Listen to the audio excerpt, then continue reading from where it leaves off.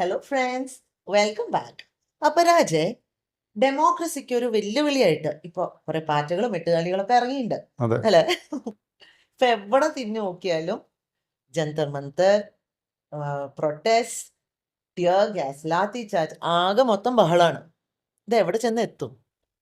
അതെ നമ്മുടെ നാട് മൊത്തം ട്രംപിൻ്റെ പുറകെ ഓടിക്കൊണ്ടിരുന്നപ്പോഴാണ് ഇപ്പോൾ പെട്ടെന്നൊരു പാറ്റ വന്നു. പാറ്റയുടെ പ്രക്ഷോഭങ്ങൾ വന്നു. നിങ്ങൾക്ക് എല്ലാവർക്കും അറിയാലേ, ഇനി പഴയ കാര്യങ്ങൾ പറഞ്ഞ് ബോറടിപ്പിക്കുന്നില്ല. ഇപ്പോൾ സോഷ്യൽ മീഡിയ അല്ലെ ടി വി തുറന്നാൽ ഫുൾ ടൈം ഇത് തന്നെയാണ്.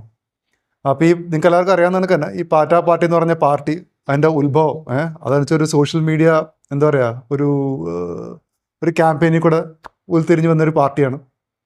അതിൻ്റെ ഒരു പേര് കിട്ടാൻ തന്നെ കാര്യം എന്ന് വെച്ചാൽ നമ്മൾ സുപ്രീം കോർട്ടിൽ ഒരു ജഡ്ജിയുടെ ഒരു പരാമർശം, അതിൽ നിന്ന് വന്ന ഒരു വാക്കാണ് പാറ്റകളെന്നുള്ളത്, കോക്രോച്ച് എന്നുള്ളത്. എനിവേസ് എന്തെങ്കിലും ആയിക്കോട്ടെ. ഇതിനെ കൂട്ടുപിടിച്ച് അഭിജിത്ത് ദീപ്കെ എന്ന് പറയുന്ന ഒരു ചെറുപ്പക്കാരൻ, ഈ ചെറുപ്പക്കാരൻ എന്ന് പറയുമ്പോൾ ചില്ലറ ചെറുപ്പക്കാരനല്ല, പണ്ട് ഇവിടെ ഉണ്ടായിരുന്ന ആള്. ഇവിടെ ആളെങ്ങനെയാണെന്ന് വെച്ച് കഴിഞ്ഞാൽ ആം ആദ്മി പാർട്ടിയുടെ IT സെല്ലിലുണ്ടായിരുന്നു. അവിടുന്ന് ഇവർ എന്തൊക്കെയോ പഠിക്കാനായിട്ടെന്ന് പറഞ്ഞിട്ട് ബോസ്റ്റണിൽ പോയി, US പോയി. പിന്നെ അവിടുന്ന് ചില ആൾക്കാർ പറഞ്ഞിട്ട് ആളെ പറഞ്ഞു വിട്ടാൽ എന്തെങ്കിലും ആയിക്കോട്ടെ, അതൊന്നും നമ്മുടെ വിഷയമല്ല. ആളിവിടെ വന്നു, ഈ പാർട്ടിയായിട്ട് ഇവിടെ വന്ന് ഇവിടെ സോഷ്യൽ മീഡിയ കൂടെ അങ്ങനെ ആന കുതിര എന്നൊക്കെ പറഞ്ഞ് ആൾ ഉയർത്തിപ്പിടിച്ച വിഷയം നീറ്റ് പരീക്ഷയായിരുന്നു. ഓക്കെ, ഒരു മൊമെൻറ്റം കിട്ടുന്ന വിഷയമാണ്. നീറ്റ് പരീക്ഷയുടെ കാര്യം പറയുമ്പോൾ നമ്മുടെ മോദി ഗവൺമെൻറ് ശരിക്കും പറഞ്ഞു കഴിഞ്ഞാൽ മോദി ഗവൺമെൻറ് പറ്റിയൊരു അതെ സെറ്റ് ബാക്ക് ആയിരുന്നു ഈ 2 വർഷവും നീറ്റ് പരീക്ഷയിൽ വന്ന ക്രമക്കേടുകൾ. അതിപ്പോൾ നമ്മുടെ വിദ്യാഭ്യാസ മന്ത്രിയും സെൻട്രൽ മിനിസ്റ്റർ ഡയറക്റ്റ്ലി ഇൻവോൾവ് ആണോ അല്ലയോ എന്നുള്ളത് അതൊക്കെ വേറെ കാര്യം. പക്ഷേ ഇതൊരു പ്രശ്നമായിരുന്നു. അതിനെ അവർ പരിഹരിച്ചു, അല്ല ആൾക്കാരെ അറസ്റ്റ് ചെയ്തു. അത് കൂടാണ്ട് തന്നെ അവർ ചെയ്തതെന്ന് വെച്ചാൽ ഒരു കമ്മിറ്റിയെ വെച്ചിട്ട് അവർ 2027 തൊട്ടിട്ട് ഇനി വരുന്ന നീറ്റ് എക്സാംസൊക്കെ ഓൺലൈനായിരിക്കും. മനസ്സിലായില്ല, അല്ലെങ്കിൽ ഈ ചോദ്യ പേപ്പറിൻ്റെ പരിപാടിയൊക്കെ നിർത്തി. എനിവേസ് അതൊക്കെ അതിൻ്റെ വഴിക്ക് നിൽക്കട്ടെ. അപ്പോൾ ഈ പാർട്ടിക്ക് ഒരു മൊമെൻറ്റം കിട്ടാനായിട്ട് അവർ ഏറ്റെടുത്ത വിഷയമാണ് ഈ നീറ്റ് പരീക്ഷ. അതുമായിട്ട് അവർ ജന്തർ മന്ദിറിൽ പോയിട്ട് അവരവിടെ ഇരുന്നു. പക്ഷേ അഭിജിത്ത് ദീപ്കയോട് വന്നപ്പോൾ അവർ വിചാരിച്ച് അറസ്റ്റ് ചെയ്യുമെന്ന് വിചാരിച്ച് അറസ്റ്റ് ചെയ്തില്ല. ജന്തർ മന്ദിറിൽ പോയിട്ട് അവർക്ക് എന്താ പറയുക, അവിടെ ഇരുന്ന് പ്രക്ഷോഭം നടത്തണമെന്ന് പറഞ്ഞു. പോലീസുകാർ പറഞ്ഞു ശരി, അത് സമ്മതിച്ചു. അവരത് നടന്നില്ല. അവർ പോയിട്ട് അവിടെ ഇരുന്ന് ആശാൻ എന്താ പറയുക സത്യാഗ്രഹം തുടങ്ങി. ആശാന് പക്ഷേ പ്രശ്നമുണ്ട്. ഈ സത്യാഗ്രഹം തുടങ്ങിക്കഴിയുമ്പോൾ ആശാനെ പറ്റ പ്രശ്നം വെച്ചാൽ ഭക്ഷണം കഴിച്ചില്ലെങ്കിൽ മൈഗ്രെയിൻ വരും. അങ്ങനെ എന്ത് ചെയ്യുന്ന ഇങ്ങനെ ആലോചിച്ചിരുന്നപ്പോഴാണ് നമ്മുടെ വാങ്ചുക്ക്, ഈ പിശാച്ചിൻ്റെ പേരും പറഞ്ഞാൽ എനിക്ക് ഓർമ്മയിക്കില്ല, വാങ്ചുക്ക്, ഒരു ചുക്കൻ ലഡാക്കിൽ നിന്ന് കുറ്റിയും പറിച്ച് ഇങ്ങോട്ട് വന്നു. ഈ വാങ്ചുക്കിൻ്റെ കാര്യം ഭയങ്കര രസമാണ്. വാങ്ചുക്ക് എന്താണെന്ന് വെച്ച് കഴിഞ്ഞാൽ അങ്ങേർക്ക് എൻ്റെ 3 ഇഡിയറ്റ്സോടൊക്കെ എന്താ അതിൻ്റെ അയാളുടെ സ്റ്റോറി വെച്ചിട്ട് എന്തൊക്കെയോ എനിക്ക് അറിഞ്ഞു അതിനെപ്പറ്റി സത്യമൊക്കെ എന്തൊക്കെയാണ്. അതിപ്പോൾ എന്തെങ്കിലും ആയിക്കോട്ടെ. അപ്പോൾ പുള്ളിക്ക് ഈ ലഡാക്കുമായിട്ട് മനസ്സിലായില്ലേ, ലഡാക്കിൽ ഉള്ള പരിപാടിയാണ് പുള്ളിയുടെ പോകുന്നത്. പുള്ളിക്ക് ഒരു ഓർഗനൈസേഷൻ ഉണ്ട്, ഒരു NGO ഉണ്ടായിരുന്നു. അതിൽ ഈ ചൈനയുടെ കണ്ടമാനം ഫണ്ട്സ് വരുന്നുണ്ടായിരുന്നു. അതിന് എന്താണെന്ന് വെച്ച് കഴിഞ്ഞാൽ അതിന് പുതിയ FCRA നിയമപ്രകാരം സെൻട്രൽ ഗവൺമെൻറ് അതങ്ങ് കൂട്ടി.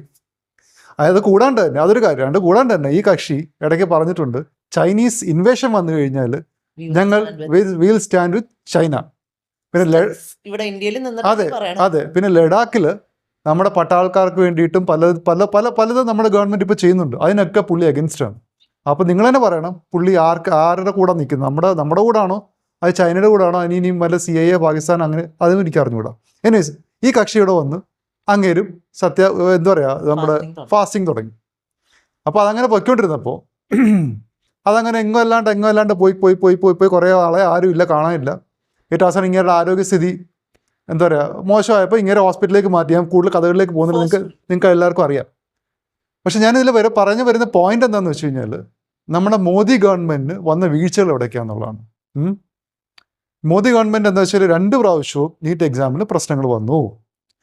പക്ഷെ മോദി ഗവൺമെൻറ് എവിടെ ഫെയിലായെന്ന് വെച്ച് കഴിഞ്ഞാൽ ഇത് കമ്മ്യൂണിക്കേറ്റ് ചെയ്യാൻ അവർ ഫെയിൽ ചെയ്തു.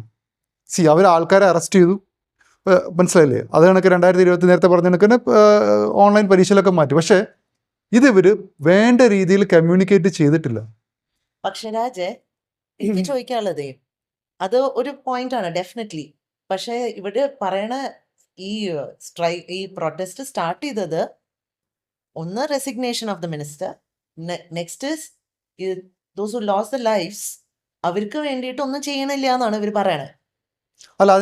അത് എന്തുകൊണ്ടാന്ന് വെച്ച് കഴിഞ്ഞാൽ ഇതിൽ എന്തും ആയിക്കോട്ടെ, അവർക്ക് കോമ്പൻസേഷൻ കൊടുത്തോ ഇല്ലയോ എന്നുള്ളത് അതൊരു കാര്യം. രണ്ടാമത്തെ കാര്യം എന്ന് വെച്ച് കഴിഞ്ഞാൽ മോദി ഗവൺമെൻറ് ചെയ്തിരുന്നതെന്ന് വെച്ചാൽ ഇങ്ങനൊരു വിഷയം വന്നു കഴിയുമ്പോൾ അത് ചെറുപ്പക്കാരുടെ ഇടയിലേക്കുള്ള വിഷയമാണ്, മനസ്സിലായില്ലേ? അവരിലേക്ക് കമ്മ്യൂണിക്കേറ്റ് ചെയ്യാൻ പറ്റുന്ന മീഡിയംസ് തിരഞ്ഞെടുക്കണം. നമ്മളിപ്പോൾ ഞാൻ ചോദിക്കട്ടെ, എത്ര ചെറുപ്പക്കാരുണ്ട് റിപ്പബ്ലിക് ടി വിയിലെ എന്താ പറയുക അന്തിച്ചർച്ച കാണുന്നത്, അല്ലെങ്കിൽ നമ്മുടെ നാട്ടിലത്തെ ഏഷ്യാനെറ്റിലെ ചർച്ച കാണുന്നത്? വളരെ കുറച്ച് ആൾക്കാരേ ഉള്ളൂ. അവരിലേക്ക് എത്തണമെങ്കിൽ ഗവൺമെൻറ് ഉപയോഗിക്കേണ്ട മാർഗം എന്ന് വെച്ചാൽ ഇൻസ്റ്റാഗ്രാം, സോഷ്യൽ മീഡിയ, മനസ്സിലായില്ലേ? അത് ഈ വിഷയമല്ലേ, ഏത് വിഷയം ആയിക്കോട്ടെ. ഇപ്പോൾ ഞാൻ ചെറിയൊരു എക്സാമ്പിൾ പറയാം. നമ്മുടെ പഹൽഗാം ആക്രമണം നടന്നിട്ട് അതിന് ശേഷം ഓപ്പറേഷൻ സിന്ദൂർ നടത്തി. ഇന്ത്യ നല്ലൊരു തിരിച്ചടിയാണ് പാകിസ്ഥാന് കൊടുത്തത്. പക്ഷേ പുറത്തേക്ക് പ്രചരിക്കപ്പെട്ട എന്താണ്? മനസ്സിലായില്ലേ? പാകിസ്ഥാനാണ് വിജയിച്ചെന്നുള്ള രീതിയിലാണ്. എന്നിട്ട് ഇന്ത്യക്ക് ഇവിടുന്ന് ഡെലിഗേഷൻ അയക്കേണ്ടി വന്നത് പറഞ്ഞ് മനസ്സിലാക്കാനായിട്ട്. അതെന്തുകൊണ്ടാണ്? പാകിസ്ഥാൻ വാസ് സ്മാർട്ട് ഇനഫ് ഇതിനെ എന്താ പറയുക ഇന്ത്യക്ക് എഗൻസ്റ്റ് ആയിട്ട്, അല്ലെങ്കിൽ ഇന്ത്യ പബ്ലിസൈസ് ചെയ്യാനായിട്ട് അവർ കറക്റ്റ് മീഡിയ ഉപയോഗിച്ചു. ഇത് പല പ്രാവശ്യവും മോദി ഗവൺമെൻറ് സംഭവിച്ചിട്ടുണ്ട്. കാലം മാറി. ഇനി ജനങ്ങളിലേക്ക്, യൂത്തിലേക്ക് ഇറങ്ങിച്ചെല്ലണമെങ്കിൽ അവർക്ക് സോഷ്യൽ മീഡിയ ഉപയോഗിച്ചേ പറ്റുള്ളൂ. ഈ മോദി ഗവൺമെൻറ് ഒരുപാട് ഡെവലപ്മെൻറ്റ്സ് ചെയ്യുന്നുണ്ട്. അവർ ഞാൻ പറഞ്ഞു വെച്ച് കഴിഞ്ഞാൽ അവർ ഇത്രയും കോടിക്കണക്കിന് രൂപ കൊടുത്തിട്ട് ഈ മനോരമയുടെയും ഈ എല്ലാ പത്രത്തിൻ്റെയും ഫ്രണ്ട് പേജിൽ ആർക്ക് കാണാനാണ്? കുറച്ച് ആൾക്കാർ കാണുമായിരിക്കും, ഇല്ലാന്ന് ഞാൻ പറയുന്നില്ല. പക്ഷെ അതിൻ്റെ കൂടെ ചെയ്യേണ്ടതെന്ന് ഞാൻ പറഞ്ഞത്, അതിൻ്റെ കൂടെ തന്നെ എന്താ പറയുക സോഷ്യൽ മീഡിയയും അങ്ങനെയുള്ള ഹാൻഡിൽസ് ഉപയോഗിച്ചിട്ട് യുവജനങ്ങളിലേക്ക് എത്താനുള്ളതും കൂടെ ചെയ്യുക. ബിക്കോസ് എന്താ പറയുക ഫ്യൂച്ചർ ജനറേഷൻ അതാണ്, ഇന്ത്യയുടെ ഭാവി അവരില്ല. അപ്പോൾ അവരിലേക്ക് നിങ്ങൾക്ക് അടുക്കാൻ പറ്റിയില്ലെങ്കിൽ BJPക്ക് വരുന്ന കാലങ്ങളിൽ പ്രശ്നമായിട്ട് വരും. ഓക്കെ, അത് മോദി ഗവൺമെൻറ്റിനോട് പറയാനുള്ളത്. അപ്പോൾ രണ്ടാമത്തെ കാര്യം, ഈ പാർലമെൻറ്റ് സെഷൻ തുടങ്ങുന്നതിന് മുമ്പ് തന്നെ നമ്മുടെ എന്താ പറയുക പാർട്ടി പാർട്ടിയും അതിൻ്റെ കൂടെ കൂട്ടിയിട്ടുള്ള കുറേ SFIക്കാരും SFI കമ്മ്യൂണിസ്റ്റ് പാർട്ടിയുടെ കുറേ ആൾക്കാരുടെ അവരോട് കൂടിയിട്ടുണ്ട്, അല്ലാണ്ട് ആരും ഇല്ലായിരുന്നു. അപ്പോൾ അവരെല്ലാം കൂടെ നമ്മുടെ എന്താ പറയുക പാർലമെൻറ്റിലേക്ക് ഒരു മാർച്ച് സംഘടിപ്പിച്ചു. അവിടെയും മോദി ഗവൺമെൻറ് പിഴച്ചു. മോദി ഗവൺമെൻറ് നമ്മുടെ ഇൻ്റലിജൻസും അറിഞ്ഞില്ല ഈ വരുന്ന ഒരു 10, 150 അല്ല 500, 1000 പിള്ളേരെ കൂടുതലായിട്ട് ആൾക്കാർ വരുമെന്ന് അവർ പ്രതീക്ഷിച്ചില്ല. അവർക്ക് എവിടെ തെറ്റിയെന്ന് വെച്ച് കഴിഞ്ഞാൽ ഈ പാർട്ടിയെ മുതലെടുത്തുകൊണ്ട് പുറകിൽ വലിയൊരു ശക്തി ഇങ്ങനെ നോക്കി നിൽപ്പുണ്ട്, മനസ്സിലായില്ലേ? ഈ രാജ്യത്തിനെ അസ്ഥിരപ്പെടുത്താനും മോദിയെ താഴെ ഇറക്കുന്നത് മാത്രമല്ല, ഈ രാജ്യത്തിനെ ചിഹ്നം ഭിന്നമാക്കാനായിട്ട് നോക്കി നിൽക്കുന്ന ഒരു എന്താ വലിയൊരു മാഫിയ എന്ന് പറയാൻ പറ്റുന്നത്, എന്താണ് പറയുന്നത്, ഒരു ഡീപ് സ്റ്റേറ്റ് കണക്കത്തുള്ള കുറേ ആൾക്കാർ ഇതിൻ്റെ ബാക്കിലുണ്ട്. അപ്പോൾ ഇവരെന്ത് ചെയ്തെന്ന് വെച്ച് കഴിഞ്ഞാൽ ഗവൺമെൻറ് വിചാരിച്ച് 10,000 പിള്ളേരല്ലേ ഉള്ളൂ, ഓക്കെ 5,000 പോലീസുകാർ ഗവൺമെൻറ്റിനെ വെച്ചു. അപ്പോൾ പോലീസുകാരും വിചാരിച്ചു 5,000 പേരുണ്ട് മതി. പക്ഷേ എന്താ പറ്റിയെന്ന് വെച്ച് കഴിഞ്ഞാൽ ഈ സമാജ്വാദി പാർട്ടി, ഈ ബാക്കിയുള്ള എക്സാമ്പിൾ ഞാൻ പറയുന്നത്, ഈ ബാക്കിയുള്ള ഗുണ്ടകളും ഈ എന്താ പറയുക മുസ്ലിം ആൻറ്റി നാഷണൽസ് എല്ലാം കൂടി എന്നോട് കൂടി. ഇവരെല്ലാം കൂടെ അങ്ങോട്ട് ചെന്ന് കഴിഞ്ഞപ്പോൾ പോലീസിന് സ്ട്രിക്റ്റ് ആയിട്ട് ഇൻസ്ട്രക്ഷൻസ് ഉണ്ടായിരുന്നു, ഇവരെ അടിക്കാൻ പാടില്ല പിള്ളേരാന്നുള്ള രീതിയിൽ, മനസ്സിലായില്ലേ? അപ്പോൾ അതിൽ ഇവർ ചെന്ന് കഴിഞ്ഞപ്പോൾ ഇവരുടെ ബാരിക്കേഡ് വരെ ഇവരും ചെയ്തില്ല. ബാരിക്കേഡ് കടന്നു കഴിഞ്ഞപ്പോൾ ഇവരുടെ സ്വഭാവം മാറി തുടങ്ങി, മനസ്സിലായില്ലേ? നമ്മുടെ മീഡിയകളൊന്നും കാണിച്ചില്ല അവർ ചെയ്ത അക്രമങ്ങൾ എന്തൊക്കെയാണ്, അവർ എന്തുമാത്രം സാധനങ്ങൾ നശിപ്പിച്ചു. ഇതിൻ്റെ കൂടെ ഞാനൊരു വീഡിയോ കണ്ട് ഒരു മുല്ലാക്ക മറ്റെന്താ തീപ്പെട്ടി വരച്ച് ഒരു ജീപ്പ് കത്തിക്കാൻ നോക്കും ഇതിൻ്റെ ഇടയ്ക്ക്. അയാൾ എന്ത് നീറ്റ് പരീക്ഷ ചെയ്താൽ പോകുന്നത് എനിക്ക് മനസ്സിലായില്ല. അങ്ങനെ ഓരോരുത്തരും നിങ്ങൾ നോക്കിയോ ഗുണ്ടകൾ. അതിനകത്ത് പലരുമായിട്ടുള്ള ഇത് കണ്ട് പലർക്കും എന്താ നീറ്റ്, എന്താ CBSE, എന്താ എന്ന് പലർക്കും അറിഞ്ഞില്ല. പിള്ളേരെ അല്ലത്, മനസ്സിലായില്ലേ? പുറത്ത് ഒരുത്തൻ്റെ കണ്ട് അതിൻ്റെ പോകുന്ന വഴിക്ക് ഞങ്ങൾ പാർലമെൻറ്റ് കത്തിക്കും.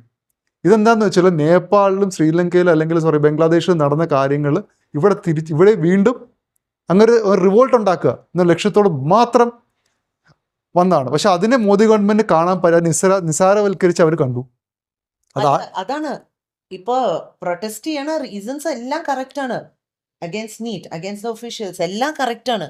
പക്ഷെ പിന്നെ നോക്കിയപ്പോ അജണ്ടയെ മാറി. അതെ, അത് ആയിട്ട് വന്നുള്ള പ്രൊട്ടസ്റ്റേഴ്സിന് ടോട്ടലി അഗൈൻസ്റ്റ്. അതെന്ന് വെച്ചാൽ നമ്മുടെ മാധ്യമങ്ങളോ ഒന്നും ഇത് കാണിക്കുന്നില്ല, മനസ്സിലായോ? നമ്മുടെ ഈ ഷബാന ആസ്മി അവിടെ പോയിട്ട് എന്താ പറയാ പോയപ്പോഴത്തേക്ക് കുറെ ബോളിവുഡ് പണിയൊന്നുമില്ലാതെ കുറെ ആൾക്കാർ ചാടി ഇറങ്ങി. അതിൻ്റെ കൂടെ തന്നെ മലയാളം എന്താ പറയുക മോളിവുഡ് എന്നല്ലേ പറയുക, മലയാള സിനിമയിലെ കുറേ ആൾക്കാർ അതിൻ്റെ കൂടെ കൂടി. ഇവരൊക്കെ എന്തെന്നറിഞ്ഞിട്ടാണ്. പിന്നെ കുറേ സോഷ്യൽ മീഡിയ ആക്ടിവിസ്റ്റ് ഇവർക്ക് അറിയൂ എന്താണ് അവിടെ നടക്കുന്നതെന്നുള്ളത്. ഇവർ പറയുന്ന പിള്ളേർക്ക് വേണ്ടി പിള്ളേരെ അടിച്ചൊതുക്കുന്നു. ഓക്കെ, പിള്ളേരായിട്ടുള്ള പക്ഷെ ഇപ്പൊ അവിടെ നടക്കുന്നത് പിള്ളേരുടെ കളിയല്ല, മനസ്സിലായില്ലേ? നിങ്ങൾക്ക് വേറെ കാര്യം ഏറ്റവും വലിയ പ്രൂഫാണ് അവിടെ കിടക്കുന്ന സ്ലോഗൻസ്. അതെ, religion based slogans, anti India slogans. അതെ, ഇതൊക്കെ ഇങ്ങനെയൊക്കെയാണ് നീറ്റ് പരീക്ഷ നടത്തുന്നത്. ഇതൊന്നും നമ്മുടെ മാധ്യമങ്ങൾ കാണിക്കുന്നത്. ഇവരുടെ വിചാരം എന്താണ്? ഈ റിവോൾട്ട് നടത്തി, ഈ രാജ്യം ചിന്ന ഭിന്നമോ, പിന്നെ ഇതുങ്ങളൊക്കെ എങ്ങോട്ട് പോകുന്ന വിചാരം? ഇതൊന്നും ആലോചിക്കുന്നില്ല. അപ്പോഴത്തെ ഒരു റേറ്റിംഗ്, അല്ലെങ്കിൽ മോദി എങ്ങനെയെങ്കിലും താഴെ ഇറക്കുക. മോദി താഴെ ഇറങ്ങി കഴിഞ്ഞാൽ പിന്നെ ഏത് മണ്ടനോടെ ഇരിക്കും? ചുമ്മാ പൊട്ടത്തരം കാണിക്കും. ഇതിൽ ഏറ്റവും കൂടുതൽ അഡ്വാൻറ്റേജ് എടുത്താരെന്നറിയോ? ഇതൊക്കെ കണ്ടിരുന്നപ്പോൾ നമ്മുടെ രാഹുൽ ഗാന്ധി കുറേ നാൾ പുള്ളി എവിടെയോ പോയിരിക്കുന്നത്, ആർക്കും അറിഞ്ഞിട്ട് എവിടെയാണ്. അപ്പോൾ പുള്ളി എന്തായാലും പുള്ളിക്ക് ആരോ പറഞ്ഞു, മോനെ വേഗം വാ, പ്രധാനമന്ത്രി ആകാനായിട്ട് വരും, ഇപ്പോൾ മോദി എല്ലാം വലിച്ച് താഴെയിടും. പുള്ളി കിട്ടിയ വണ്ടിയും വള്ളമൊക്കെ പിടിച്ച് പറന്നിവിടെ എത്തി. മനസ്സിലായില്ലേ? പാവം മറ്റേ നമ്മുടെ പാറ്റാച്ചക്കൻ ഇതൊക്കെ പിടിച്ച് അങ്ങ് ചെന്നുമ്പോഴത്തേക്ക് നമ്മൾ രാഹുൽ ഗാന്ധി നല്ല സ്റ്റൈലായിട്ട് ഇങ്ങോട്ട് ഇസഡ് കാറ്റഗറി വന്നിട്ട് ഈ സാധനം അങ്ങ് പുള്ളി അങ്ങ് ഏറ്റെടുത്തു. മനസ്സിലായില്ലേ? ഇവിടുന്ന് വി ഡി സതീശനും അവിടുന്ന് നമ്മുടെ കർണാടക മുഖ്യമന്ത്രിയും എല്ലാവരും കൂടെ ആയിട്ട് വന്നിട്ട് ഇപ്പോൾ എന്ത് പറ്റി? ഇപ്പോൾ പാർട്ടിയെക്കാട്ടി കൂടുതൽ ഇപ്പോൾ ഇതൊരു കോൺഗ്രസിൻ്റെ ഇതായിട്ട് മാറി. മനസ്സിലായില്ലേ? കോൺഗ്രസിൻ്റെ സമരമായിട്ട് മാറി. കോൺഗ്രസ് അപ്പം രാഹുൽ ഗാന്ധി പിന്നെ വന്നു കഴിഞ്ഞാൽ ആദ്യം തന്നെ പറയുന്നത് എന്താ? പ്രധാനമന്ത്രി രാജിവെക്കണം. പുള്ളിക്ക് ഈ പറഞ്ഞ സിനിമയെ കണ്ടാണ് കാണുക. എന്തെന്നൊന്നുമില്ല. വന്നിക്ക് പുള്ളി മേടിക്കുന്നത് വെച്ചാൽ പ്രധാനമന്ത്രി രാജിവെക്കണം. അതാണ് പുള്ളിയുടെ ആവശ്യം. അപ്പോൾ പുള്ളിയുടെ താരാണ്ട് പറഞ്ഞാൽ അതിൻ്റെ ഫ്രണ്ടിലെങ്ങാനും പോയിരിക്കും. മറ്റേ നമ്മുടെ എന്താ പറയുക, PM's റെസിഡൻസ്, മോദിയുടെ വീടിൻ്റെ ഫ്രണ്ടിൽ പോയി കുറച്ച് നേരം ഇരിക്കുക. അങ്ങനെ അവിടെ പോയിരുന്നു, കുറച്ച് നേരം കഴിഞ്ഞാൽ പോലീസുകാർ വന്ന് പിടിച്ചോണ്ട് പോയി. പിന്നെ നമ്മുടെ നഡ്ഡ സാബ് വന്ന് കുറച്ച് നേരം സംസാരിക്കാനൊക്കെ നോക്കി. പുള്ളി നടക്കൂലെന്ന് പറഞ്ഞു. അല്ല, നഡ്ഡ സാബ് അല്ല, സോറി, വന്നിട്ട് നഡ്ഡ സാബ് മറ്റേ നമ്മുടെ പാർട്ടിക്കാരെ കാണാനാണ് പോയത്. അപ്പോൾ ഏറ്റവും അവസാനം പോലീസുകാർ വന്ന് ഇങ്ങനെ എടുത്തുകൊണ്ട് പോയി. അപ്പം ഇതിലെന്താണെന്ന് വെച്ച് കഴിഞ്ഞാൽ, ഈ രാഹുൽ ഗാന്ധി വന്നതിൻ്റെ കൂടെ തന്നെ രാഹുൽ ഗാന്ധിയുടെ കൂടെ നിൽക്കുന്ന ആൾക്കാരെ ഓരോരുത്തരും നിങ്ങൾ ശ്രദ്ധിച്ച് നോക്കും. ഈ സമാജ്വാദി പാർട്ടി ആൾക്കാർ, അതെ, ആ ആപ്പ്, അങ്ങനെയുള്ള ഈ എന്താ പറയുക, നമ്മുടെ മമതാ പാർട്ടിയുടെ ആൾക്കാർ, മമതാ ബാനർജിയുടെ, അങ്ങനെയുള്ള ഇന്ത്യ വിരുദ്ധ ശക്തികൾ മൊത്തത്തിൽ കൂടി നിന്നിട്ടുള്ളൊരു ഒരു എന്താ പറയുക, അട്ടിമറി നടത്താനുള്ള ഇതാണ്. മനസ്സിലായില്ലേ? ഒരു ശ്രമമാണ് നടത്തിയത്. ഇപ്പോൾ ഇന്ന് ബോംബെയിൽ നിരോധനാജ്ഞയായിരുന്നു. എന്ന് വെച്ചാൽ ഇങ്ങനെ ഇൻ്റലിജൻസ് കിട്ടിയിട്ട് ഇവിടെ റിവോൾട്ട് ഉണ്ടാവാൻ ചാൻസ് ഉണ്ട് എന്ന് UP നടത്താൻ നോക്കി. എന്താ UP തുടങ്ങിയ വഴിക്ക് UP നമ്മുടെ യോഗിയുടെ പോലീസുകാർ എന്നിട്ട് എന്താ മക്കളെ നിൽക്കുന്നതെന്ന് ചോദിച്ചു. ചുമ്മാ നിൽക്കുകയെന്ന് പറഞ്ഞു. ഒരു പ്രാവശ്യം കൂടെ ചോദിച്ചു, വെറുതെ വർത്താനം പറഞ്ഞുകൊണ്ട് നിൽക്കുകയെന്ന് പറഞ്ഞു. അന്നേ കുറച്ച് വർത്താനം പറഞ്ഞ് പൊയ്ക്കോളാൻ പറഞ്ഞു. കുറച്ചു നേരം കഴിഞ്ഞ് പോയില്ല. വീണ്ടും ചോദിച്ചു, പോകുന്നില്ലേ? പോയി. എന്ന് വെച്ചാൽ അവിടുത്തെ പോലീസുകാർ മറ്റേ ഡൽഹി പോലീസ് കണക്കല്ല അവിടുത്തെ പോലീസുകാർ, മറ്റേ യോഗിയുടെ പോലീസുകാർ അടിച്ചൊതുക്കാൻ അറിയാം. ഡൽഹി പോലീസ് മോശമൊന്നുമല്ല കേട്ടാ. പക്ഷേ അത് എന്താ പറയുക, നമ്മുടെ ഗവൺമെൻറ് പറ്റിയ, അല്ലെങ്കിൽ മോദി ഗവൺമെൻറ് പറ്റിയ ഒരു വലിയൊരു മിസ്റ്റേക്കാണ്. Under estimating. ആദ്യം തൊട്ട് തന്നെ നീറ്റ് തൊട്ടിട്ട് ഞാൻ പറയുകയാണ്, നീറ്റിൻ്റെ കാര്യം തൊട്ടിട്ട് ഇന്ന് വരെ അണ്ടർ എസ്റ്റിമേറ്റ് ചെയ്തിട്ടാണ് അവർ കാര്യങ്ങൾ ചെയ്യുന്നത്. ഇത്രത്തോളം ഇൻ്റലിജൻസും കാര്യങ്ങളൊക്കെ ഉണ്ടായിട്ടും ഒരു പ്രധാനമന്ത്രിയുടെ വീടിൻ്റെ അടുത്ത് വരെ ഒരു പ്രൊട്ടസ്റ്റ് ചെല്ലുക എന്ന് വെച്ച് കഴിഞ്ഞാൽ, ഇന്ത്യ കണക്കൊരു രാജ്യത്തിന് പറ്റിയ ഇപ്പോഴത്തെ ഒരു സാഹചര്യത്തിൽ ഒരിക്കലും നടക്കാൻ പാടില്ലാത്ത കാര്യങ്ങളാണ്. മനസ്സിലായില്ലേ? എന്ന് വെച്ചാൽ നമ്മൾ എത്രത്തോളം ഫോറിൻ ഇൻവെസ്റ്റ്മെന്റ്സ് പുറത്തേക്ക് കൊണ്ടുവരാൻ ശ്രമിക്കുന്നു, ഇന്ത്യയെ നമ്മളൊരു വൈബ്രന്റ് എക്കോണമി ആയിട്ട് കാണിക്കാൻ ശ്രമിക്കുന്നു. ഇതിന്റെ കൂടെ വേറെ കൺട്രീസിലും ഇതിന് സോളിഡാരിറ്റി. അതെ, അല്ല ഏറ്റവും ഒരു കാര്യം പറയാൻ വിട്ടു. അതിൻ്റെ ഇടയ്ക്ക് വേറൊരു സാധനം വന്നു. ജമാഅത്തെ ഇസ്ലാമിയുടെ ബംഗ്ലാദേശിൽ നിന്ന് ഒരു ഇത് ഇറങ്ങിയിരിക്കുന്നു, ഞങ്ങൾ സപ്പോർട്ട് ചെയ്യുന്നത്. ഇത് നീറ്റ് പരീക്ഷയ്ക്കാണ് ജമാഅത്തെ ഇസ്ലാമി വന്നിരിക്കുന്നത്. അപ്പോൾ നിങ്ങളിത് മനസ്സിലാക്കണത് എന്താ ഇതിന്റെ പുറകെ നടക്കുന്നുള്ളത്. അല്ല, പിള്ളേരെ സപ്പോർട്ട് ചെയ്യുന്നതുകൊണ്ട് എനിക്കൊരു കുഴപ്പമില്ല. ഒരുപാട് പിള്ളേർ വിഷമിച്ചു. അതെ, കോസ് ആയിരുന്നെങ്കിൽ നമുക്ക് സമ്മതിക്കായിരുന്നു. ഇതങ്ങനല്ല. ഇതിപ്പോ എന്ന് വെച്ച് കഴിഞ്ഞാൽ ഇന്ത്യ വിരുദ്ധ ശക്തികൾ ഇതിന്റെ പുറകെ പ്രവർത്തിച്ച് ഇന്ത്യ നശിപ്പിക്കണം എന്ന് വിചാരിച്ചുകൊണ്ട് ഇറങ്ങിയിരിക്കുന്ന കുറെ ശക്തികൾ. പിന്നെ രാഹുൽ ഗാന്ധിക്ക് പിന്നെ ഇന്ത്യ നശിച്ചാലും കുഴപ്പമില്ല, അങ്ങനെ പ്രധാനമന്ത്രി ആയാൽ മതി. മനസ്സിലായി? എനിക്ക് പ്രധാനമന്ത്രി ആവണം പറഞ്ഞ് നടക്കുന്ന ഒരു ടീം അങ്ങനെ. അതുകൊണ്ട് പ്രിയപ്പെട്ട കൂട്ടുകാരെ, നിങ്ങളിത് മനസ്സിലാക്കണം. വെറുതെ ഈ സോഷ്യൽ മീഡിയ കണ്ടിട്ട് ഈ കുറേ പിള്ളേർ കടന്ന് എന്താ പറയുക, നമ്മുടെ ഈ ആക്ടിവിസ്റ്റ് ആയിട്ടുള്ള ഞങ്ങളും സോളിഡാരിറ്റി പ്രഖ്യാപിക്കുന്നു. അങ്ങനല്ല. നിങ്ങൾ ഇപ്പം നടക്കുന്ന എന്താണ് വിഷയം എന്നുള്ളത് നിങ്ങൾ മനസ്സിലാക്കുക. നമ്മൾ ഇന്ത്യ ലീഡ് ചെയ്യുന്നത് മനസ്സിലാക്കുക.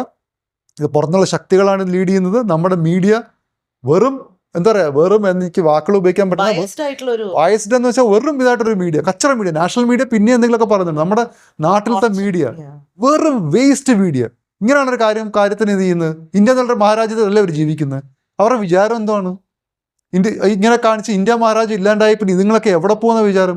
വേറൊരു ബംഗ്ലാദേശായി മാറും അത്. മനസ്സിലായില്ലേ? അല്ലെ വേറെ ഏതെങ്കിലും രാജ്യങ്ങളുടെ പേര് പറഞ്ഞാൽ വേറെ രാജ്യമായിട്ട് മാറും. അപ്പം നമുക്ക് ഡെമോക്രസി, ഒരു ബ്യൂട്ടിഫുൾ ഡെമോക്രസി ഉണ്ട് എന്ന് വെച്ചുകൊണ്ട് അതിനെ ഉണ്ടല്ലോ മാക്സിമം അതിൻ്റെ ലിമിറ്റ് വരെ കൊണ്ട് എത്തിക്കരുത്. ഇത് ഞാൻ പറഞ്ഞില്ലേ, എപ്പോൾ വേണമെങ്കിലും ഒരു അതെ, ഇവനൊക്കെ നെളിഞ്ഞു പിടിച്ചിങ്ങനെ അവിടെ വരെ അങ്ങ് ചെല്ലുന്നത്. മനസ്സിലായില്ലേ? ഇറാനി കണ്ടില്ലേ പ്രൊട്ടസ്റ്റ്? എത്ര എണ്ണത്തിനെ തട്ടിയത്? 45,000 ആൾക്കാരെയാണ് അവർ വെടിവെച്ചും കൊന്നത്. മനസ്സിലായില്ലേ? ഇപ്പോൾ ഒരു പ്രൊട്ടസ്റ്റും ഇല്ല, അടിച്ചങ്ങ് ഒതുക്കുകയാണ്. ഇത് ഡെമോക്രസിയുടെ ഒരു എന്താ പറയുക, ഇതുകൊണ്ടാണ് ഇവന്മാരൊക്കെ അവിടെ ചെന്ന് നിന്നിട്ടും സെറ്റ് ബാക്സ് ഉണ്ട് അതെ ഡെഫിനറ്റ്ലി. ആൾക്കാർ പോലീസുകാർ എന്നാലും 150 പോലീസുകാരും കണ്ട ഇത് ആശുപത്രി കിടപ്പുണ്ട്. പിള്ളേരല്ല ഈ ആക്ടിവിസ്റ്റ് വന്നതിൽ ഒരു 70 പേരും കണ്ട് പറ്റിയിട്ടുള്ളൂ. മനസ്സിലായില്ല? അപ്പൊ പോലീസുകാർക്ക് മെയിൻ ആൾക്കാർക്ക് ഒന്നും പറ്റിയിട്ടില്ല കേട്ടോ. അത് ഈ പാവം പിടിച്ച പ്രൊട്ടസ്റ്റ് ചെയ്യാൻ ജെന്യുവിൻ കൺസേൺ ആയിട്ട് പ്രൊട്ടസ്റ്റ് ആ ജെന്യൂൻ കൺസേൺ ആയിട്ടൊന്നും ആരും ഇല്ലെന്ന്. അവിടെ കുറച്ച് പിള്ളേരും കണ്ടൊക്കെ ഉള്ളൂ. അതൊക്കെ പോലീസുകാരടിച്ച് അവർ പോയി വീട്ടില്. അവർക്കാണ് പറ്റിയത്. പിന്നെ ഈ വന്നിരിക്കുന്ന മറ്റേ മുല്ലാക്കയും മറ്റേ എന്താ പറയാ മറ്റേ കുറെ അണ്ണന്മാരൊക്കെയാണ് അവിടെ കണ്ട ഗുണ്ടകൾ പന്നി അടി ഉണ്ടാക്കിയത്. എനിവേസ് ഇത് പറഞ്ഞുകൊണ്ടിരുന്ന കുറേ നേരം പറഞ്ഞുകൊണ്ടിരിക്കേണ്ടി വരും. അപ്പോൾ നിങ്ങൾ ഒരു കാര്യം മനസ്സിലാക്കുക, ഈ പാറ്റാ പാർട്ടി ആയാലും ഈ സോങ് മറ്റേ ചുക്കനായാലും സോങ്ങും വാച്ചുക്ക് ഇതിന്റെ പേര് പണ്ടാർത്തിൻ്റെ അതായാലും നമ്മുടെ രാജ്യത്തിൻ്റെ രക്ഷപ്പെടുത്താനല്ല, നമ്മുടെ രാജ്യത്തിന് ചിഹ്ന ഭിന്നമാക്കാൻ വേണ്ടിയിട്ട് മോദിയെ താഴെ ഇറക്കാൻ വേണ്ടി, മോദിയെ താഴെ ഇറക്കാൻ മാത്രമല്ല ഈ രാജ്യത്തിനെ അട്ടിമറിക്കുക എന്ന് പറഞ്ഞിട്ടാണ് ഇവർ ഇറങ്ങിയിരിക്കുന്നത്. മനസ്സിലായില്ലേ? തൂക്കി വിൽക്കുക. അപ്പം അതൊക്കെ ആലോചിച്ച് കണ്ടിട്ട് നിങ്ങൾ റെസ്പോണ്ട് ചെയ്യുക. അപ്പോൾ ഇനിയൊരു ഇങ്ങനത്തെ ഒരു വിഷയമായിട്ട് വീണ്ടും കാണാം. അതുവരേക്കും താങ്ക്സ്, ബൈ.